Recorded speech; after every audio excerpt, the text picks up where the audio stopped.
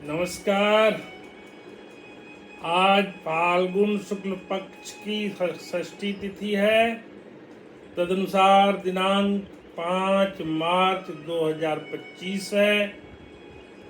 हम अपनी गीता चर्चा का 51वां अंक लेकर आपके सामने प्रस्तुत हैं। यह बताते हुए मुझे बड़ा हर्ष हो रहा है कि जब मैंने गीता चर्चा कृष्ण जन्माष्टमी को शुरू की थी, तब से लेकर आज तक इस चर्चा के दौरान जो जीवन यात्रा के अनुभव हुए वो अद्वितीय अनुभव हुए। मैंने कुछ अनुभवों को आपसे निरंतर शेयर किया और अपनी वाणी से जो भी प्रस्फुटित हुआ उसे भगवान का आशीर्वाद मान के मैं बोलता रहा। अब 18वां अध्याय, जो कि मोक्ष संन्यास योग अध्याय नाम से जाना जाता है, इस अध्याय में अब तक मैंने अध्याय 30 तक की अध्याय 18 के श्लोक नंबर 30 तक की व्याख्या कर दी है। 30वां श्लोक जो था वो था प्रवृत्तिं च निवृत्तिं च कार्याकार्ये भयाभये बंधं मोक्षं च या वेत्ति बुद्धि सा पार्थ सात्विकी। उसमें सात्विकी बुद्धि जो होती है उसके बारे में वर्णन करता गया है कि जो बुद्धि प्रवृत्ति मार्ग को, निवृत्ति मार्ग को, कर्तव्य को, अकर्तव्य को, भय और अभय को तथा बंधन और मोक्ष का यथार्थ रूप में जानती है, वही बुद्धि सात्विकी बुद्धि होती है।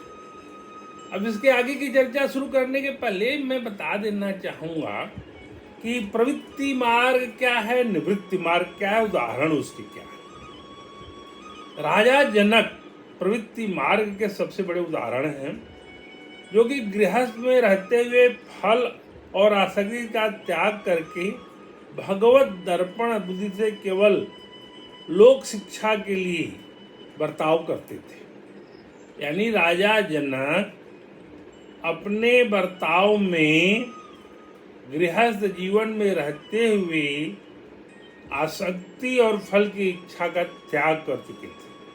तो प्रवृत्ति मार्ग के सबसे बड़े उदाहरण राजा जनक थे।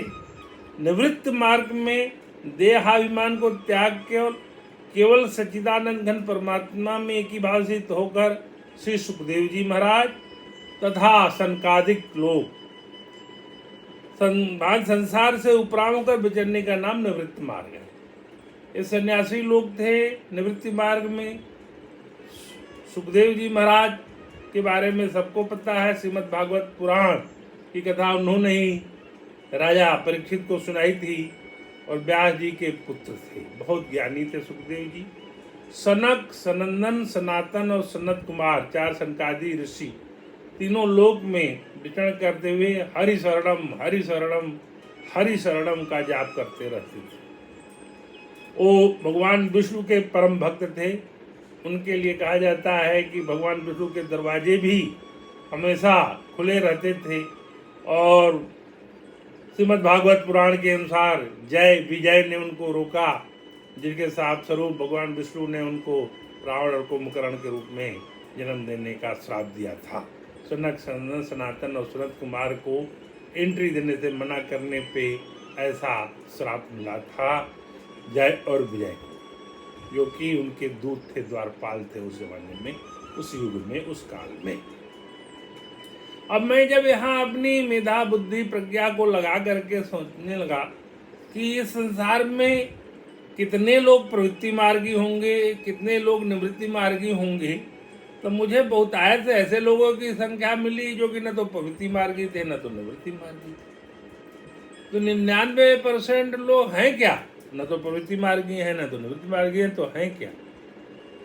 तो हमें लगा कि उनको एक तीसरी श्रेणी देनी पड़ेगी, ऐसे लोग जो प्रवृत्ति मार्ग में होने का प्रयास कर रहे हैं। तो प्रवृत्ति मार्ग में होने का प्रयास कौन लोग कर रहे हैं?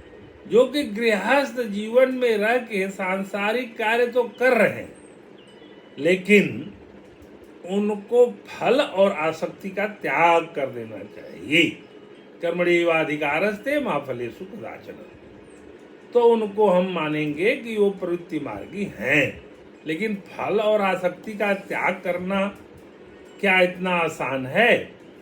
तो इस चर्चा के दौरान मैं इस पे विचार करते हुए यही कह सकता हूँ कि फल और आसक्ति का त्याग कर देना बड़ा ही कठिन कार्य है, और इस पे विचार करने पे यही हो सकता है कि हम प्रयास तो कर सकते हैं, लेकिन उसकी कोई गारंटी नहीं है कि आप जो है बिल्कुल उसी तरह का विचार कर लें। आज अपनी चर्चा को जब हम आगे पूर्णता को प्राप्त करने की कोशिश कर रहे हैं, तो किसी महात्मा का प्रवचन सुन रहा था, उसमें एक प्रसंग आया, उसका यहाँ वर्णन करके हम क्रियमाण कर्म और प्रारब्ध कर्म को समझने का प्रयास करेंगे। उस प्रवचन का क्रक्स यही था कि एक संत के दो शिष्य थे और दोनों की प्रवृत्तियां अलग अलग थीं। एक तो भजनानंदी था और दूसरा विषयानंदी था। तो जो भजनानंदी था वो तो गया, कोई बहुत बड़ा संत का समागम था, तो वहाँ प्रवचन और भजन कीर्तन चल रहा था, वो सुनने गया रात्रि को। और जो विषयानंदी था वो कहीं नर्तकी के नृत्य को देखने के लिए रात को गया, जो कि अश्लील नृत्य हो रहा था। तो जो भजनानंदी था उसको रास्ते में लौटते समय उसके पैर में कांटे चुभ गए और उसको भयानक पीड़ा हुई और उसके पैर से रक्त संचार हुआ और बड़े पीड़ा में होकर वो रात को लौटा। और जो विषयानंदी था, जो नर्तकी का नृत्य देखने गया था, उसको रास्ते में लौटते हुए हीरे की प्राप्ति हुई। तो वो बड़ा खुश था जो विषयानंदी था, और जो भजनानंदी था वो बड़ा दुखी था। दोनों प्रातः काल को गुरु के सामने प्रस्तुत हुए और दोनों ने अपनी कथा का विस्तार से वर्णन किया। गुरु ने दोनों की कथा सुनी, व्यथा सुनी, उनके वो फिर उन्होंने ध्यान में लाए। तो उन्होंने भजनानंदी को कहा कि तुम्हारे प्रारब्ध कर्म में आज रात्रि को चोर द्वारा आघात करके तुम्हारी मृत्यु हो सकती थी, ऐसा प्रारब्ध कर्म था। लेकिन अपने क्रियमाण कर्म से तुमने उस प्रारब्ध को अत्यंत छीड़ कर दिया, जिससे तुम्हें केवल पांव में रक्त का स्राव हुआ और जान तुम्हारी बच गई। तो तुम्हारे प्रारब्ध कर्म को तुम्हारे क्रियमाण कर्म ने बचा दिया। जो विषयानंदी था उसके बारे में उन्होंने ध्यान लगा के देखा तो बताया कि तुम्हारे पूर्व जन्म के जो संस्कार थे, जो प्रारब्ध मिले थे, उससे तुम्हें इस जन्म में राजा की योनि को प्राप्त होने वाला, तुम्हें राजयोग था जो मिलने वाला था। लेकिन तुमने अपने क्रियमाण कर्म से इतने ज्यादा पाप कर्म इकट्ठा कर लिए इस तरह के विषयानंदी एक अनुभव से, कि वो छीड़ होते होते इतना छीड़ हो गया कि तुम्हें केवल एक सामान्य सा हीरा मिला, जिसको कि तुम पाके अत्यंत खुश हो।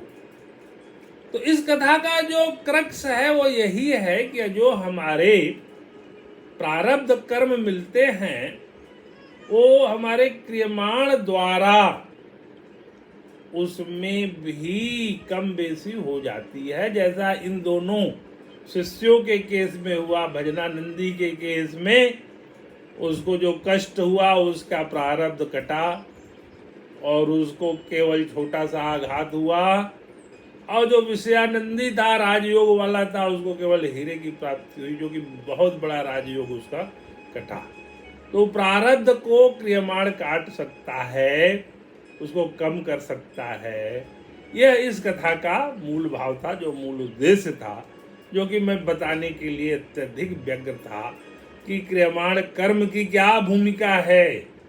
बंधुओं, अभी भी सतर्क हो जाइए, क्रियमाण कर्म प्रारब्ध को भी प्रभावित करता है। यह बहुत बड़े संत के मुखार बिंदु से निकली हुई वाणी है, जिसकी सत्यता में कोई संदेह नहीं है। तो इस प्रकरण को सुना के मैं अपनी चर्चा को आगे बढ़ाऊंगा और आपसे निवेदन करना चाहूँगा कि जो क्रियमाण कर्म आप कर रहे हैं उस पर जरा ध्यान दें। 31वां श्लोक था यया धर्मं धर्म च कार्यं चाकर्मेव च अयथावत् प्रजानाति बुद्धि सा पार्थ राजसी।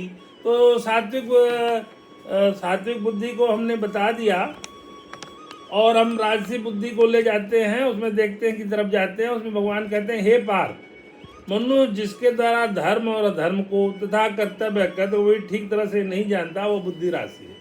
जहाँ आदमी धर्म धर्म को नहीं जानेगा, कर्तव्य को नहीं जानेगा, तो राजसी बुद्धि होती है, यानी वो उसका विनाश निश्चित है। उसकी बुद्धि जो है भ्रष्ट हो गई है, ऐसा कह सकते हैं। मन के बारे में भगवान ने गीता 6:35 में कहा अभ्यासेन तु कौन्तेय वैराग्य च गृह्यते। हे अर्जुन, इस मन को अभ्यास से और वैराग्य से पकड़ा जा सकता है, ठीक किया जा सकता है।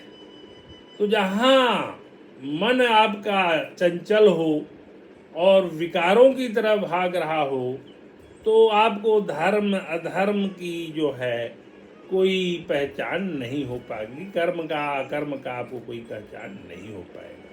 इसलिए मन को साधना पड़ता है, जिसको कि गीता 6:35 में भगवान ने कहा है। आगे बढ़ते हैं 32वां। अधर्म धर्म इतिजा मन्यते तम सावृता सर्वार्थाना विपरीतांश बुद्धि सा पार्थ तामसी। हे प्रधानंदन, तमोगुण से घिरी हुई जो बुद्धि अधर्म को भी धर्म ऐसा मान लेती है और संपूर्ण चीजों को उल्टा मान लेती है, वो तामसी।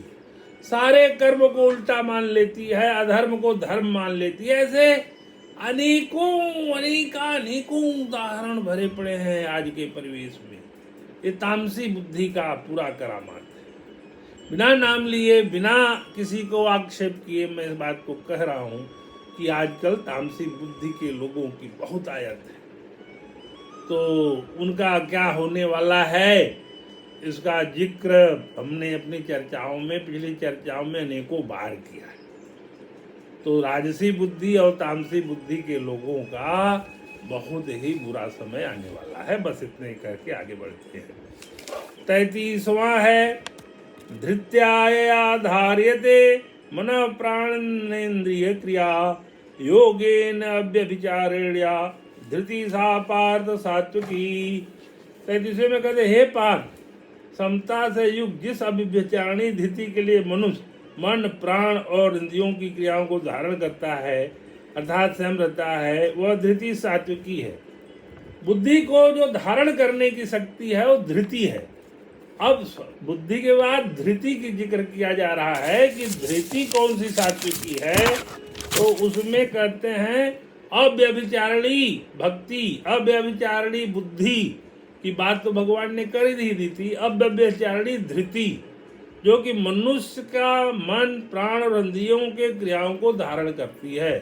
मन के बारे में भगवान ने गीता 6:35 में कहा कि अभ्यास और वैराग्य से ही मन को बस में किया जा सकता है।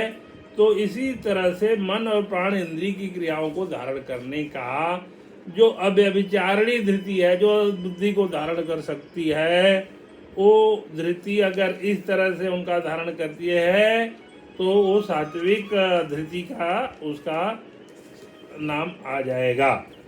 आगे 34वें में उन्होंने फिर राजसी धृति का कहा या तो धर्म कामार्थान धृत्या धारते अर्जुन प्रसंगेन फलाकांक्षी धृति सा पार्थ राजसी।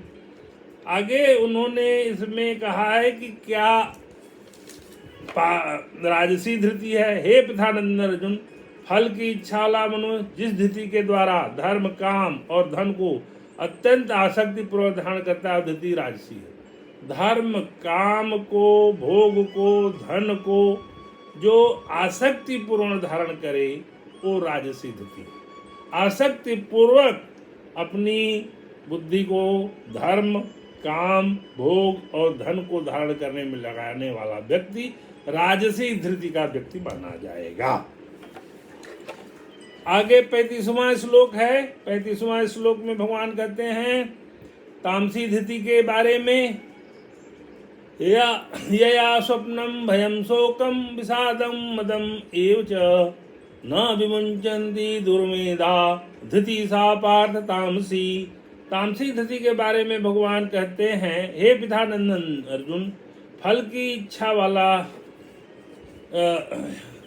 हे प्रकार दुष्ट बुद्धि वाला मनु जिस धृति के द्वारा निद्रा, भय, चिंता, दुख और घमंड को भी नहीं छोड़ता था धारण के रहता है, वो तामसी धृति है। दुष्ट बुद्धि वाला मनुष्य जिस बुद्धि के द्वारा, जिस धृति के द्वारा निद्रा, भय, चिंता, दुख और घमंड को नहीं छोड़ता है, चिंता, भय, दुख, निद्रा और घमंड को नहीं छोड़ता है, वह धृति तामसी धृति है। 36 और 37 को एक साथ लेके चलते हैं। सुखम तु इदानीम त्रिविधम शृणु मे भरतर्षभ, अभ्यासात् रमते यत्र दुखांतम च निगच्छति, यत्तग्रे विश्रम इव प्रणामे अमृतोपमं, तत्सुखम सात्विकम प्रोक्तम आत्मबुद्धि प्रसादजम। 36 और 37 दोनों का एक साथ अर्थ लेते हैं। हे भरतवंशियों में श्रेष्ठ अर्जुन, अब 3 प्रकार के सुखों को भी तुम मुझसे सुनो, जिसमें अभ्यास से मन होता है, जिससे दुखों का अंत हो जाता है। ऐसा वह परमात्म विषय बुद्धि की प्रसन्नता से पैदा होने वाला जो सुख सांसारिक असली कारण आरंभ में विषि की तरह है और परिणाम में अमृत की तरह होता है, वो सुख सात्विक होता है। सात्विक सुख आरंभ में विष के समान होता है और परिणाम में बहुत सुख देने वाला होता है, वो सात्विक सुख है। सात्विक सुख की उदाहरण देखें व्याख्या में, सत्संग, स्वाध्याय, ध्यान, जप, कीर्तन आदि से जो सुख होता है वह परमात्मा के संबंध होने के कारण सात्विक कहा जाता है। कारण कि वह सुख मान, बड़ाई, सुख, आराम, रुपए, भोग आदि विषेंद्रिय संबंध का भी नहीं है और प्रसाद, आलस, निद्रा, तामस का भी नहीं है। जैसे अभी जो हम लोग चर्चा कर रहे हैं वो सत्संग के श्रेणी में है, तो इसका जो सुख होगा वो भले ही अभी आपको ठीक न लग रहा हो, लेकिन इसका परिणाम बहुत सुखद होगा। तो सत्संग, स्वाध्याय, ध्यान, जप, कीर्तन ये सात्विक सुख में आते हैं। तो इसका सुख अगर आप ले रहे हैं तो आप सात्विक सुख के भोग करने वाले होंगे। और इसके विपरीत जो होगा राजसी और तामसी, उसका भी वर्णन हम देख लेते हैं अगले 38 और 39 में। विषयेन्द्रिय संयोगात यत् सतग्रे अमृतोपमं, परिणामे विषम इव तत् सुखम राजसम स्मृतम। जो सुख इंद्रियों और विषयों के संयोग से होता है वह आरंभ में अमृत की तरह और परिणाम में विष की तरह होता है, वह सुख राजसी होता है। विषयों और इंद्रियों का सुख परिणाम में भले ही अल्प समय में आरंभ में अमृत के तुल्य हो, लेकिन परिणाम में विष की तरह होता है। इसकी शुरुआत आपको सुख के अनुभूति से होती है, लेकिन परिणाम बड़ा विष तुल्य होता है, बड़ा ही घातक होता है। ऐसा इंद्रियों और भोग वाला सुख राजसी सुख कहा जाता है। 39वां, यत् अग्रे च अनुबंधे च सुखम मोहनम आत्मनम, निद्रालस्य प्रमोदार्थम तत् तामसम उदाहृतम। 39वां श्लोक में भगवान कहते हैं, जो सुख निद्रा, आलस और प्रमाद से उत्पन्न होने वाला जो सुख आरंभ में परिणाम में अपने को मोहित करने वाला है, तामसी। आरंभ में और परिणाम दोनों में यह मोहित करने वाला सुख है, ये तामसी सुख की है।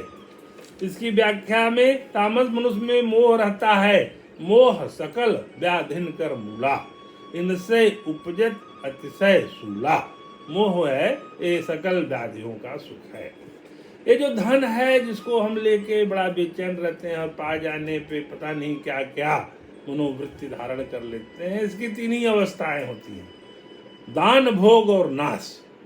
सर्वोत्तम अवस्था है दान की, बीच की अवस्था है भोग की, और फिर नहीं तो नाश हो जाता है, भोगी रोगी हो जाता है। भोग, धन का अत्यधिक भोग करेंगे तो आपको रोग पकड़ लेगा, इसलिए योगी बनने की बात कही गई है। इसमें बहुत विशद से व्याख्या कई बार हो चुकी है, इसलिए इसको आगे हम बढ़ते हैं और 40वें श्लोक पर आते हैं। न तत् अस्त्रि पृथिव्याम वा दिवि देवेषि वा पुनः, सत्वं प्रकृते मुक्तम यत् ये विषाद त्रिभिः गुणैः। पृथ्वी में या स्वर्ग में तथा देवताओं में तथा इनके सिवा और कहीं भी ऐसी कोई वस्तु नहीं है जो प्रकृति से उत्पन्न इन तीनों गुणों से रहित हो।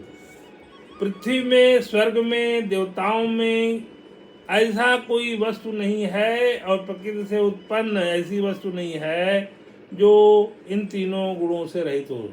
यानी सतोगुण, रजोगुण, तमोगुण इस पृथ्वी में, इस प्रकृति में, इस देवताओं में, इस स्वर्ग में उत्पन्न हुए प्रत्येक वस्तु में और व्यक्ति में होती है। यहाँ यह बता देना समीप होगा कि देवता योनि भी इस मानव योनि से ऊपर की योनि होती है। और कई बार तो मानव योनि की श्रेष्ठता होती है कि मानव योनि से मोक्ष का दरवाजा खुल जाता है। देवता योनि भोग योनि होती है। समस्त इस ब्रह्मांड जीव में ये मानव योनि ही है जो कि कर्म योनि होती है। पशु योनि भोग योनि है और देवताओं की योनि भोग योनि। यानी हम कर्म योनि में हैं, जहाँ की हम अपने क्रियमाण कर्म से बहुत संभावनाएं ले करके आगे के जीवन को बना सकते हैं। तो ये मानव योनि है, ये सर्वश्रेष्ठ योनि है। बड़े भाग मानुष तन पावा, सुर दुर्लभ सब ग्रंथ निगावा। ये तुलसीदास जी ने रामचरितमानस में लिखा है कि ये मानव योनि बड़े भाग्य से मिली है। तो इसको कर्म योनि में जितना अच्छा हम अपना क्रियमाण कर्म करेंगे, उसी से हमारे आने वाले संचित कर्म बनेंगे और जो प्रारब्ध कर्म हमें मिले हैं उसको भी काट सकते हैं। पशु योनि भोग योनि होती है, देवता योनि भी भोग योनि होती है। छीड़े पुड़े मर्द लोके विनश्यति, यानी अगर हम देवता योनि में पहुंच गए, वहां पुड़े छीड़ होने पर फिर मनुष्य लोक में वापस आना होगा। यानी अगर हमें मोक्ष का दरवाजा खटखटाना है, मोक्ष के द्वार को खोलना है, मोक्ष की कामना करनी है, तो मानव योनि से ही संभव हो सकता है। तो बड़े भाग मानुष तन पावा, इतना अच्छा योनि पा करके जो कि देवताओं के लिए दुर्लभ है। आप देवताओं में पहुंच गए तो वहां से आपके लिए मोक्ष का द्वार नहीं सुलभ है, आपको मानव योनि में आना ही पड़ेगा। और मानव योनि में आप कहाँ पटके जाएंगे इसकी कोई गारंटी नहीं है। जब आपका पुण्य छीड़ हो जाएगा तो आप मानव योनि में भी जा सकते हैं और पशु योनि में भी जा सकते हैं। इसकी बड़ी विस्तार से व्याख्या मैंने किसी अंक में अपने पिछले एपिसोड में की भी है। तो बड़े भाग मानुष तन पावा, सुर दुर्लभ सब ग्रंथ ही गावा। तो उस मानव तन को पा करके, उस मानव शरीर को पा करके हम पता नहीं क्या सोच रहे हैं। तो अभी तो बहुत सारी चीज़ें बाकी हैं कहनी और सबको समराइज करने का भी वक्त आ गया है। तो गीता चर्चा का 91वां एपिसोड है, जिसमें मैंने आज 18 अध्याय के 40वें श्लोक तक की चर्चा की। और भगवान को याद कर लेते हैं। वसुदेव सुतं देवं कंस चाणूरमर्दनम देवकी परमानंदम कृष्णं वंदे जगद्गुरु। मूकं करोति वाचालं पंगुलंघयते गिरिं यत्कृपातमहं वन्दे परमानंद माधवम। कृष्णाय वासुदेवाय हरे परमात्मने प्रणतः क्लेशनाशाय गोविंदाय नमो नमः। सर्वे भवन्तु सुखिनः, सर्वे सन्तु निरामयाः, सर्वे भद्राणि पश्यन्तु, मा कश्चित् दुःखभाग् भवेत्। नमस्कार।